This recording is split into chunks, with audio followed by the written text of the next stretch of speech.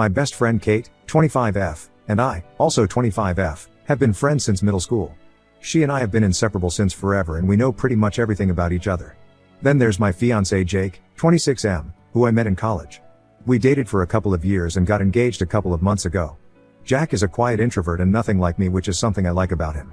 He's really shy and doesn't like talking to women much. It had taken a lot for him to even open up to me when we first started going out. So it came as a surprise to me when he and Kate started becoming good friends a couple of months back. They discovered a common interest, this TV show that both of them loved watching, and when they realized that they were both big fans of the show, they started having watch parties at our home. A few weeks ago I saw Jack laughing at something on his phone, and when he showed it to me, I realized it was a funny meme that Kate had sent him. I didn't know they texted, and when I asked him, he told me that they were kind of friends now. That made me feel a little weird. I didn't just feel insecure because my husband and my best friend were getting along, but there's more to it. I was mostly insecure and a little suspicious because last year, Kate had an affair with a married guy. It was some guy from work who had been married for 3 years, and Kate knew about his wife, but she still went out with him. They were in a relationship for 8 months before her conscience finally kicked in and she left.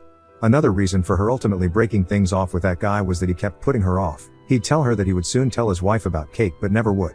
So she got tired of waiting around for him and just broke up, but the wife never found out about it. A month after her breakup, she quit her job there too, and started somewhere else. She was honest with me about this whole thing, and I told her several times that this was a bad idea, but she was head over heels in love with her coworker and couldn't seem to let him go. She was totally crazy about him, and in spite of all my advice, she still went back to him every time he asked her to. She feels bad about it now and hasn't been in touch with him since their breakup, but the fact that she'd engaged in an extramarital affair still made me feel very weird about her friendship with my husband. Jake doesn't have any female friends, and Kate happened to be one of two, the other being his cousin. That's why it freaked me out a little and I started overthinking things. I didn't have it in me to just confront them about it because I didn't want to come off as rude or paranoid, but I needed to know if something was brewing between them or not. So I did something juvenile and went in a very weird direction. I saw an advertisement for a pregnancy test while scrolling through my phone a couple of days back, and at the time, I was really freaking out over Kate and Jake's friendship.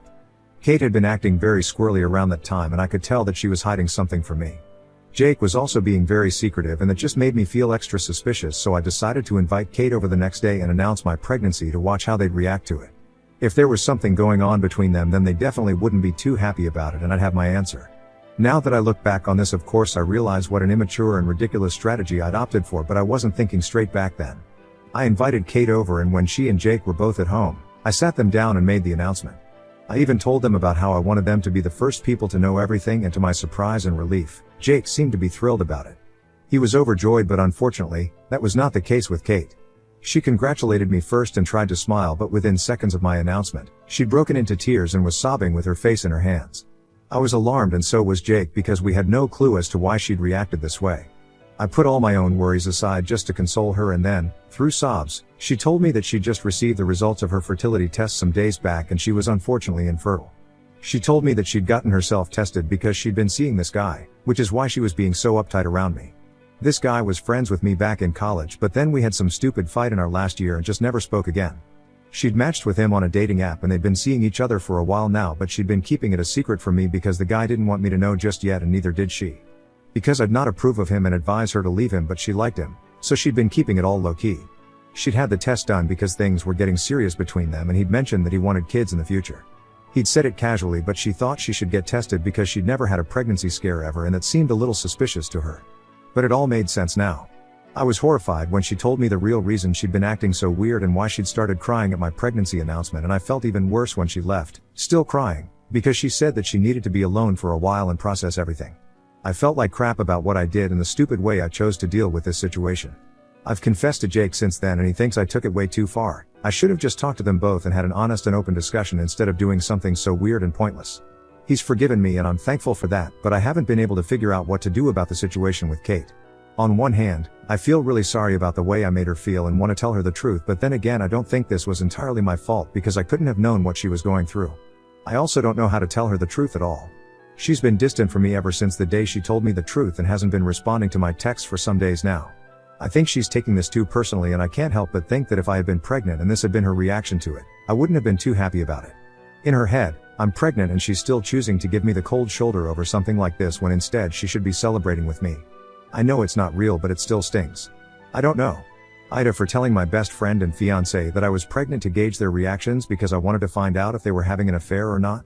Update 1. So, I went through the comments on my original post and I'm so ashamed of myself. I knew that I'd been juvenile, but to what extent exactly? That was something I didn't really realize until I saw the comments on this post. Jake went easy on me, to be very honest. I don't think any other guy would have forgiven me so easily. He understands me and loves me, and that's the only reason I got away with this so easily. It was horrible to lead him to believe that we were having a baby just because I was feeling insecure, and what I did with Kate was pretty screwed up too. He reassured me that he and Kate never were and never will be anything more than just good friends who occasionally talk online. I know Kate has her own flaws and everything, but I had no right to do what I did to her either. I get it now and I've apologized to her and come clean about it, too. I didn't have the guts to do it to her face, so I typed everything out in an email and sent it to her an hour ago. She hasn't seen it yet, and even if she has, I haven't heard anything from her. Jake thinks she'll forgive me for what I did, but I'm not too sure because she seemed very torn up about the whole pregnancy thing. Some of you guys had also asked about the guy she'd been seeing and why I'd had a fight with him, so I guess I'll share that too while I wait for her to reply to me. So her current partner, Travis, 25M, and I went to college together and were friends, but we had a huge fallout when I discovered that he'd been seeing a girl who was a known bully. Like she was a full-blown nutcase attention seeker who would always do weird crap for attention. And when she saw that Travis and I were good friends, she spread some nasty rumors about me, which is why I got into a fight with Travis. He was defending her and I couldn't believe that he was siding with her on this, so that's how our friendship ended. Of course, I didn't keep in touch, so now I don't know what he's like anymore. He might have changed and he might have remained the same, but after my terrible experience with him, I definitely would have advised Kate to stay away from him. I can't control what she does, which was evident right from when she dated her married coworker, but I can nag her and force her to eventually change her mind about men who are just bad decisions, so that's what I usually do when she goes after terrible guys, which is more often than I'd like to admit. Update 2. Kate got back to me and we met over coffee this evening. I was very nervous, but she seemed happy to see me. It's been almost 2 weeks since the day of my announcement and Jake's forgotten about it entirely, bless his heart.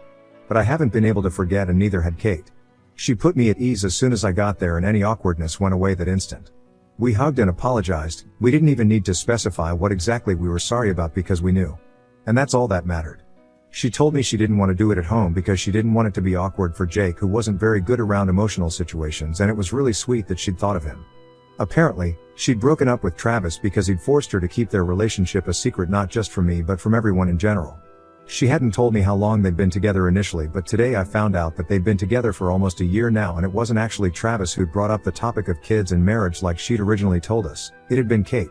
She'd asked him if he ever wanted to get married and have kids because my upcoming wedding had forced her to take stock of her own relationship too. He'd said that he wanted that in the long run but wanted to keep their relationship under wraps for now. Kate had been planning on getting tested after that discussion because she thought she'd finally found a guy who wanted the same things as her but just wanted to keep things private and low-key for some time, so she was ready to wait for him. She got the test done just to be on the safe side because the thing about her never having had a pregnancy scare was actually true, and her cycles were also really irregular. So she did get tested, and that's what changed everything. It wasn't just the infertility that she was upset about but also their breakup. A day after my conversation with her, she told Travis that she was infertile and he seemed to be okay with it. But that day she gave him an ultimatum and told him that since they were almost a year into their relationship, she thought it was about time they started getting more serious and that he should make things public.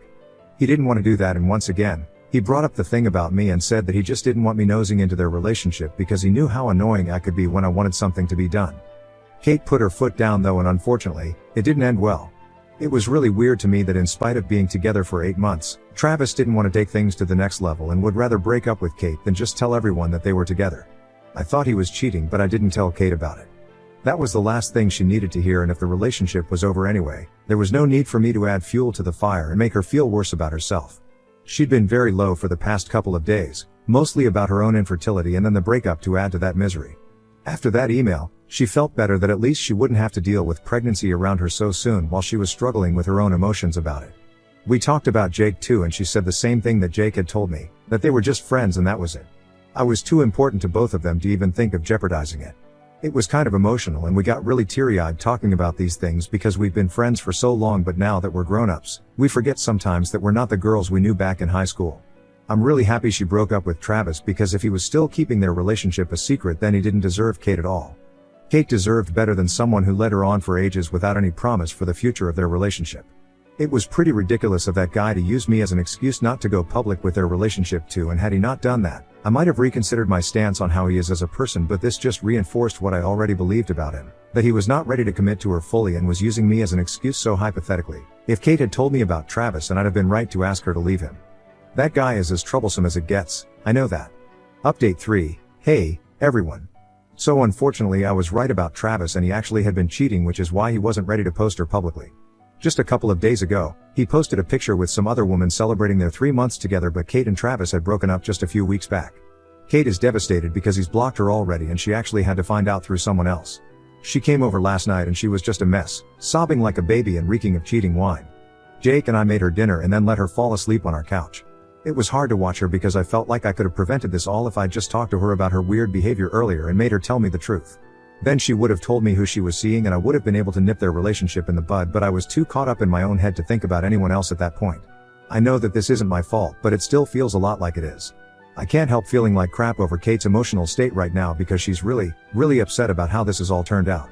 She said she never saw this coming, which I can believe because when it comes to guys, she always just refuses to see any red flags until it's too late for her. She pretends they're her soulmates and acts oblivious to all their toxicity until they prove to her why exactly they're bad for her. Kate has always been this way, right from high school, and has never known what's good for her. Or who's good for her. That's why I've always been protective of her, but some lessons people just have to learn for themselves, and I guess this was one of those lessons. Update 4. Hi, folks. So the wedding is just a month away, which makes me realize how many weeks have passed since I last posted an update on what's been going on.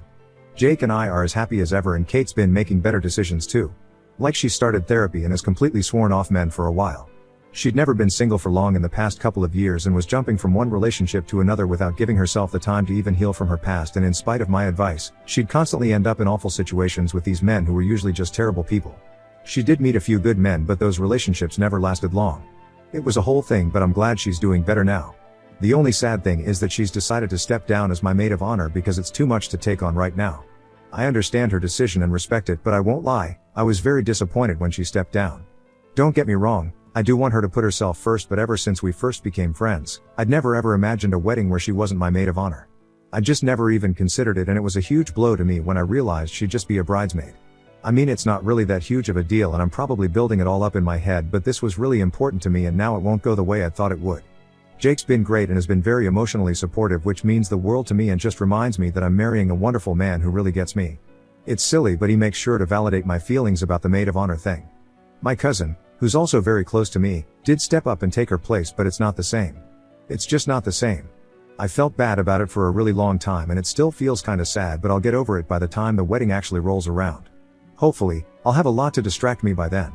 Even now, I already have a lot of work to do on the wedding as it is, which helps to take my mind off of the whole situation with Kate.